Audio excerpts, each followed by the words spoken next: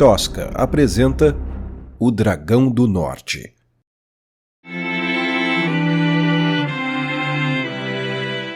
Capítulo 6. Lume encontrou Carlos na praia, sob o céu estrelado. Sentado em frente à fogueira, o cavaleiro assava um pequeno pássaro. A irmã se sentou ao seu lado. Por que você não me contou do Jaime? Perguntou Carlos, sem olhar para a garota. Desculpe. Sei que ele era seu amigo, respondeu Lume. Carlos encarou o fogo por instantes. Posso te perguntar uma coisa? Disse Lume, quebrando o silêncio. Fala, fuinha, respondeu Carlos, fingindo impaciência. Você só voltou por causa dele, né? Só porque você precisava de um escudeiro. Carlos olhou para a irmã com desdém. Isso é jeito de falar com seu irmão? Respeito, desconversou. Se não tivesse esse edital, você nem voltava, não é mesmo? Desafiou Lume. Eu tô te avisando, guria. Carlos levantou o tom de voz. Peraí, acabei de me dar conta. Tá cheio de escudeiro em Veracruz. Com certeza, melhores que o aprendiz de ferreiro da vilinha distante. Se você teve que vir até aqui para convidar o Jaime, é porque você não tinha opção, não é? Um bom escudeiro custa caro. Também tem que confiar no cavaleiro para cobrar só participação na recompensa. E você não conseguiu ninguém. Por isso... Cala a boca! Gritou Carlos, se levantando e chutando areia sobre a fogueira. A violência do ato repentino emudeceu Lume, que se encolheu e escondeu o rosto entre os joelhos. Isso não muda nada! Nada! Disse Carlos, depois de um tempo. O quê? Perguntou Lume. Eu vou achar alguém para ser meu escudeiro. É só um contratempo, só isso. Contratempo? Carlos, o Jaime morreu, disse Lume, indignada com a frieza do irmão. E se eu não fizer alguma coisa, muita gente vai morrer também. Você acha que eu não sei do risco? Não é brincadeira. Mas por que tem que ser você? E os outros cavaleiros desse edital? Tem que ser eu. Só pode ser eu. Você não entende? Quer que eu fique em casa segurando sua mão? Eu sou um cavaleiro real, caramba. O papai não vai aguentar, Carlos. Ele resistiu muito bem sem mim, graças a você. Chegou minha hora. Hoje eu fiz uma promessa pro papai. Lume sorriu para o cavaleiro. Eu não vou desistir, Lume. Não adianta. Cortou Carlos. Eu sei. Mas eu também não vou. Eu dei minha palavra. Prometi que eu não deixaria nenhuma lagartixa gigante machucar você. Agora eu vou ter que cumprir. Carlos olhou para Lume como quem espera uma explicação. Então seus olhos se arregalaram quando ele se deu conta. Você não. Não, não, não, não. Carlos balançava a cabeça em reprovação e espanto. Você precisa de um novo escudeiro. Ela sorriu. Carlos se levantou inflamado. Não, não, de jeito nenhum. Nem que Pandora me guarde. Eu aprendi muito enquanto você estava fora. Posso ser bem útil. Que sentido faz colocar você em perigo e deixar papai sozinho? Se liga! Padre Antônio pode cuidar dele por uns dias. Ele já fez isso quando precisei ir buscar material para as minhas esculturas. Ah, claro, as esculturas. Debochou Carlos, no intervalo de sua constante irritação. Papai vai estar em boas mãos, e você precisa de um escudeiro de confiança. E o edital diz que o cavaleiro tem que ter um escudeiro. É, escudeiro, não escudeira. Lume parou e encarou o irmão. Como é? É isso mesmo? Mulher não pode fazer o que o homem faz? Não é isso, respondeu contrariado. Eu vou te fazer nossa primeira cortesia de parceria e ignorar essa sua grosseria ignorante, disse Lume, apontando o dedo na cara do cavaleiro. A propósito, você teve alguma aula na academia sobre matança de dragão? Carlos deu de ombros. Não, mas a gente sempre pode transformar uma crise em uma oportunidade. Lume riu com tanta força e de forma tão inesperada que acabou dando uma grunhida de porco no fim. Só para constar, você não tinha nenhum plano, nem ideia de como matar esse dragão. Bem, quando você coloca desse jeito, soa mal mesmo. Mas eu tenho treinamento. E, a partir de agora, você tem um cérebro. Lume estendeu a mão para Carlos. Ele ainda tinha dúvidas. Sua irmã caçula, tão franzina. Era melhor não. Por outro lado, qual era a alternativa? Sem um escudeiro, nada de edital. Quer saber? Carlos apertou a mão de Lume e selou o trato. A partir de agora, ela afiaria a espada do homem que salvaria Veracruz. Os irmãos apagaram a fogueira e se prepararam para a jornada mais importante de suas vidas.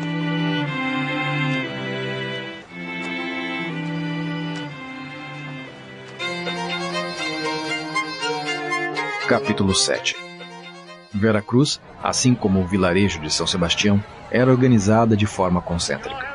Uma tradição que se repetia em quase todo o conglomerado urbano e foi estabelecida meio que involuntariamente com a chegada das primeiras cruzadas ao Novo Mundo.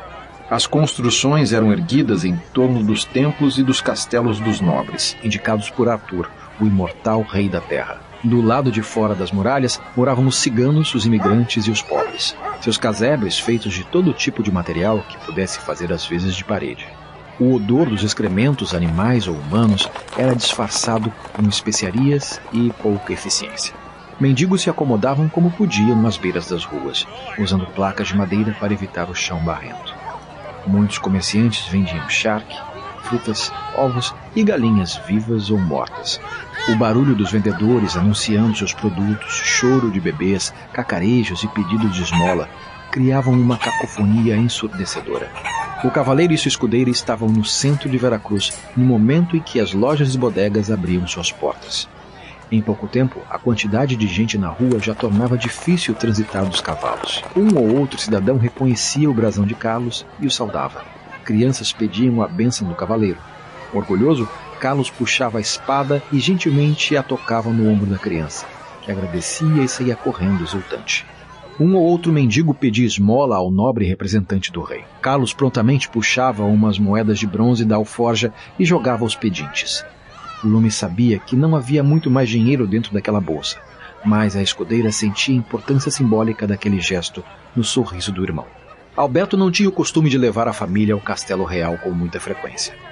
Basicamente, fazia uma viagem 3 ou 4 vezes por ano. Natal, Páscoa, aniversário do rei, um ou outro festival mais importante.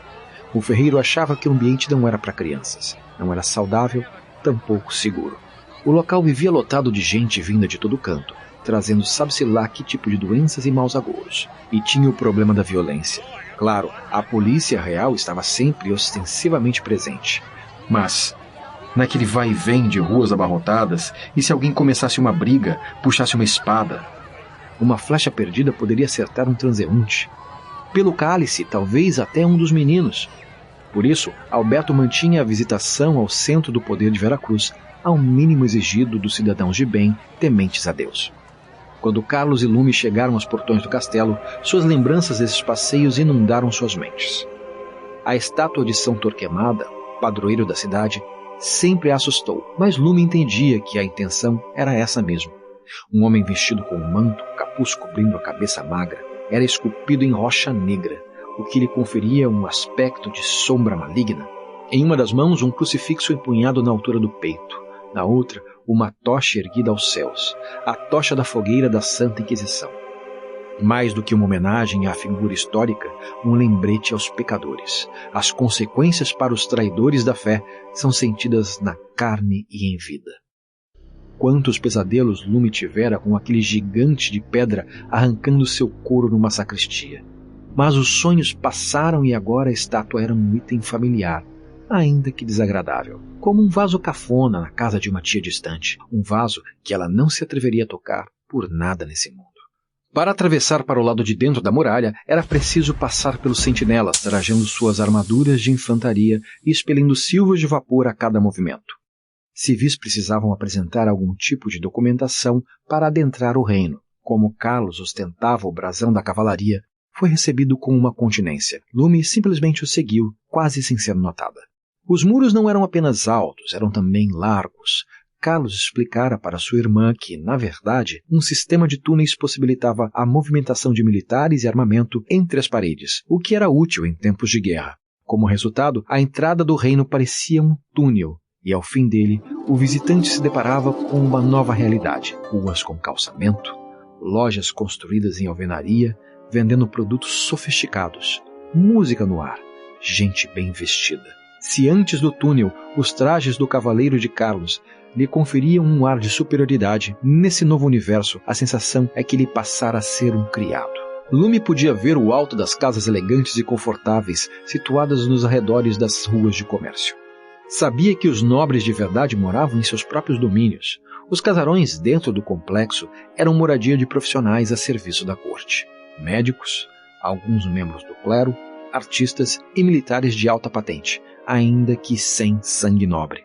A chamada Sociedade Real. Na camada central ficava o Castelo do Rei, separado do resto da cidade por uma segunda muralha, um pouco menor e consideravelmente mais fina que a primeira. Os portões dourados e finamente trabalhados eram inspirados nos portões de Pedro na entrada do paraíso. Pelas suas frestas, o aroma de flores do Jardim Real era tão presente e adocicado que fazia impossível a lembrança do fedor de morte e excrementos que circundava as muralhas a apenas alguns quilômetros dali. Igualmente impossível era não se maravilhar com os jardins reais. Tudo era formatado com cuidado e rigor, dando às plantas um aspecto inventado. Normalmente, aquela área não era aberta à visitação. Durante a maior parte do ano, o acesso ao castelo só era permitido pelas estrebarias. Em termos práticos, teria feito mais sentido entrar por lá, como era de costume. Mas o rei queria que os candidatos passassem pelo seu jardim antes de ouvir sua proposta. O jardim só era aberto em ocasiões festivas ou para o rei em pessoa, num acontecimento raro. Era uma demonstração de poder, uma inusitada tentativa de intimidação com flores. Funcionou com Lume, e ainda que não quisesse demonstrar, com Carlos também. Era muito raro para um cavaleiro novato passear pelos jardins reais. Claro, Carlos não fora convidado pessoalmente, mas essa era a parte da história que ele estava preparado para esquecer, quando chegasse a hora de relatar a experiência aos seus futuros admiradores. Carlos e Lume foram recebidos por um pajem que os orientou a um vestíbulo adjacente, onde uma mesa farta esperava pelos candidatos do edital. O primeiro cavaleiro que encontraram foi Davi, que, a julgar pela reação de Carlos, não era exatamente um velho amigo. Davi tinha cabelos ruivos longos e um cavanhaque trançado vermelho. Sua constituição física era intimidadora, mesmo sem a armadura. Devidamente paramentado, dava a impressão de ser uma muralha móvel. Além da espada de 2 mãos, também carregava um machado, e ambas as armas formavam um X em suas costas, devendo pesar 1 tonelada. Mas a tranquilidade dos movimentos de Davi fazia parecer se tratarem de réplicas em papel machê. "Odeio esse cara", murmurou Carlos para Lume. Antes que a menina pudesse explorar a questão, Davi já se aproximava com um sorriso de político em campanha. "Carleto, eu não sabia que meninas eram aceitas neste edital. Quem é o rapazinho com você?" Disse, antes de gargalhar diante da sua própria piada. "Esta é a... Não importa, só achei adorável. 1. Você achar que tem chance. 2. Trazer a sua namoradinha para carregar suas tralhas. É muita categoria." "Pelo menos eu tenho uma escudeira", respondeu Carlos. Davi riu e estalou os dedos. Em segundos, um tridente cruzou os céus e se fincou no chão entre Carlos e ele. Lume olhou para o alto e viu um mascarado sentado no telhado. A figura se jogou do alto da construção. Em queda livre, usou os 2 pés para chutar a parede e se arremessar como um projétil na direção dos cavaleiros. Ainda em pleno ar, o mascarado agarrou o tridente com as 2 mãos e usou a elasticidade do bastão para amortecer a queda. O bastão envergou até quase tocar o solo e retornou para o lado oposto, pousando o mascarado gentilmente no chão ao lado de Davi. "Este é o meu escudeiro", respondeu Davi, enquanto o mascarado arrancava o tridente do chão e o segurava ao lado do corpo em posição de sentido. "Eu odeio esse cara", murmurou Lume para o irmão. "Parece que você está preparado para o que der e vier", disse Carlos, disfarçando a inveja. "Um bom cavaleiro está sempre preparado. Um dia você também estará", desdenhou Davi. Em todos os códigos de conduta dos cavaleiros de todos os reinos que Carlos tinha conhecimento, Davi era digno de receber um soco nas fuças. Ele se formou 1 turma antes de Carlos. Frequentaram a academia mais ou menos ao mesmo tempo, e Davi era um modelo a ser seguido. Todos queriam ser como ele. Era o mais forte, o mais rápido e o mais resistente à dor. Quando os outros esperavam em desespero pelo momento de sair de uma situação de sobrevivência, Davi agia como se estivesse em uma colônia de férias. Criado numa família de guerreiros, chegara à academia pronto. "E então, sabe de algo sobre o dragão?" perguntou Carlos, tentando manter um relacionamento diplomático e desviar a conversa para um foco comum. "Quem já matou um dragão já matou todos", respondeu Davi, dando de ombros. Você já matou um dragão? Surpreendeu-se Carlos. Não, mas sempre tem uma primeira vez, disse Davi, antes de cair numa risada maníaca. Lume revirou os olhos. Qual o nome do seu mascarado? Totó? Disparou Lume. O escudeiro encarou a garota. Ah, entendi. Ela carrega seus equipamentos e seus culhões, respondeu Davi, antes de soltar outra gargalhada histérica. Escuta aqui, disse Lume, dedo em riste. Cavaleiros de verdade não se rebaixam para falar com a criadagem alheia. Seu mestre deveria ter lhe ensinado isso. Meu nome é Kenji, disse o escudeiro, colando a cara no rosto de Lume. De perto, Lume notou os traços orientais por trás da máscara. Acalme seu chihuahua, disse Carlos, colocando o braço entre Lume e Kenji. Ah, ele está calmo, muito calmo. Sua menina é que parece um pouco agitada. Tem certeza que ela não vai tropeçar nas próprias pernas no campo de batalha? Lume ia responder algo grosseiro, mas Carlos apertou seu braço. Boa sorte para vocês. A gente se vê na távola, disse Carlos, antes de se virar e seguir seu rumo, puxando Lume consigo. Esse cara é sempre assim? Perguntou Lume. Não, hoje ele está num bom dia. Deve ser porque fazia tempo que não nos víamos. Um número considerável de cavaleiros e similares marcava presença no salão. A maior parte parecia ter a constituição física necessária para encarar um soldado de infantaria de mãos limpas. E todos traziam uma figura menor orbitando seus arredores. Nem todos pareciam letais e misteriosos como Kenji, que, aliás, já havia desaparecido. Camuflado em algum canto, esperando para repetir o truque do tridente, com certeza. Havia mercenários, samurais e até alguns piratas. Lume estava surpresa com guerreiros de trajetórias tão diferentes se oferecendo ao serviço do rei. Tempos depois, descobriria que o título de cavaleiro era uma das recompensas para eventuais vencedores do edital. Em outras palavras, a tradição abria uma brecha conveniente para matadores dispostos a sair da clandestinidade. O samurai em questão era asiático, assim como seu escudeiro. Mas, diferente de Kenji, eles não pareciam adaptados à região. Transpiravam de forma intensa e olhavam para a comida com um mal disfarçado sentimento de asco. Um velho baixinho e atarracado circulava a mesa do banquete, deparando-se com os irmãos. Apesar de não ser exatamente um anão, sua pele morena e pernas curtas e arqueadas lhe davam um andar oscilante, típico das tribos de mineiros nas montanhas. Ele entortou a cabeça como um cachorro e encarou Lume. Você não é garota demais para estar aqui? Engraçado. Eu estava prestes a te perguntar algo semelhante, vovô. Respondeu Lume, sem pestanejar. Língua ágil. Espero que seja assim também ao manejar instrumentos, sorriu o velho. Muito prazer. Donovan, seu criado. Eu sou o Lume. Este é Carlos, meu irmão. Carlos olhou para ela com contida reprovação. Quero dizer, meu cavaleiro, corrigiu-se. Donovan riu. De todos os casos de nepotismo que eu já presenciei neste país, este tem que ser o mais estúpido de todos, disse, ainda rindo.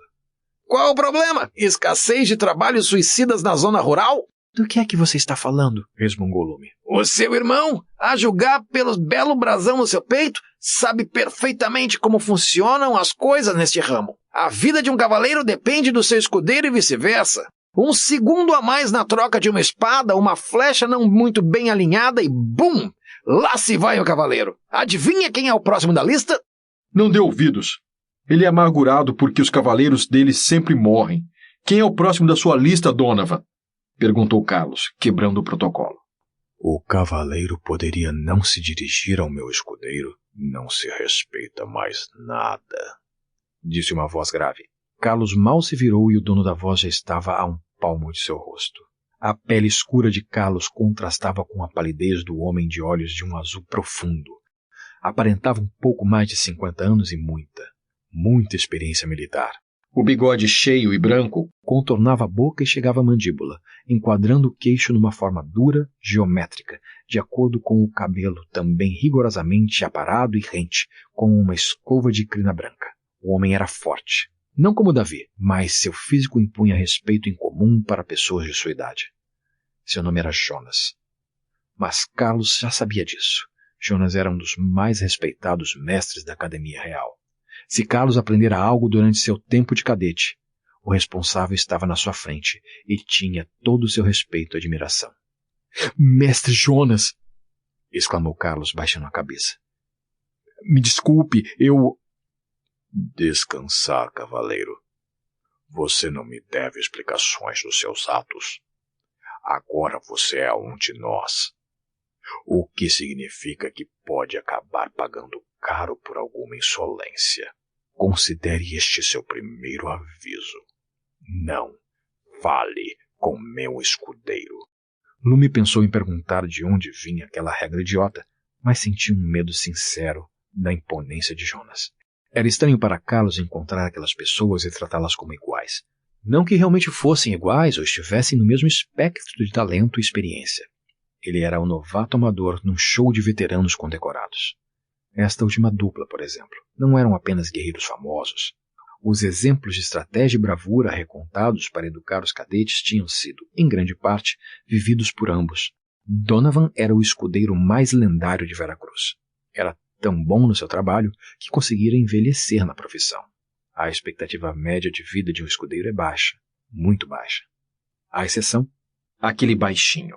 E quando o assunto era Jonas, o respeito não era apenas de Carlos, mas de todo o reino.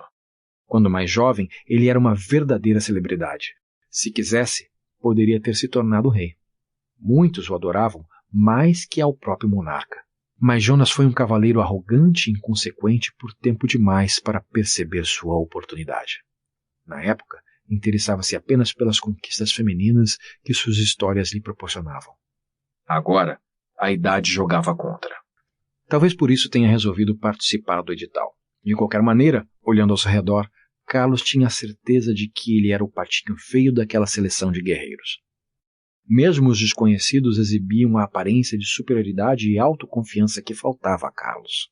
Lume conseguia enxergar no rosto do irmão o pânico discreto de quem não sabe blefar. Ela também reparou no comportamento dos demais escudeiros.